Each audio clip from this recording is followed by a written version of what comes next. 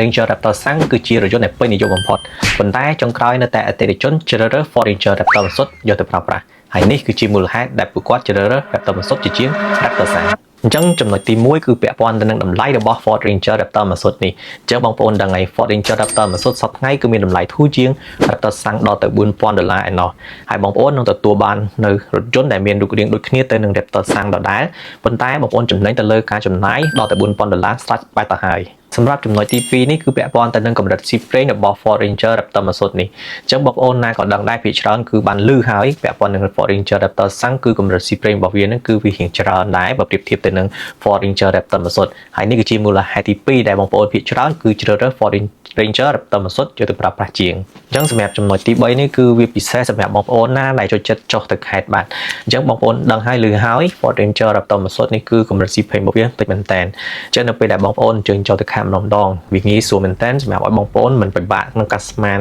ថាពេលដល់ណាត្រូវដល់ពេលណាត្រូវចាក់ប្រេងម្ដងទៀតឡើយព្រោះដោយសារមកពេញវានេះគឺយើងអាចជិះបានគីឡូឆ្ងាយមែនតើបងប្អូនអរគ្នាចំណែកឯចំណុចមួយទៀតគឺម៉ាស៊ីនបន្សុទ្ធនេះនៅពេលដែលយើងចុះទៅខេត្តម្ដងអញ្ចឹងភាពឡើងកម្ដៅរបស់វាគឺមិនឆាប់ដូចសាំងទេបាទអញ្ចឹងហើយវាធ្វើឲ្យយើងអាចបើកបរបានរយៈពេលយូរទៀតនៅពេលដែលយើងចុះខេត្តម្ដងជាមួយនឹង Ranger Raptor បន្សុទ្ធនេះសម្រាប់ចំណុចទី4គឺពាក់ព័ន្ធទៅនឹងភាពងាយស្រួលក្នុងការលក់ទៅវិញសម្រាប់ Ranger Raptor បន្សុទ្ធបងប្អូនទាំងអស់គ្នា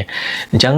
ជាឧទាហរណ៍ងាយៗគឺបងប្អូនភាគច្រើនឃើញហើយនៅតាមការ៉ាស់បងភាគច្រើនគឺ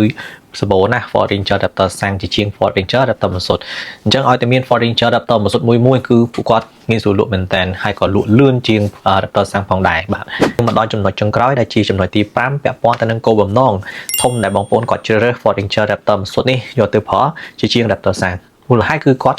ចង់បាននៅរថយន្តមួយសម្រាប់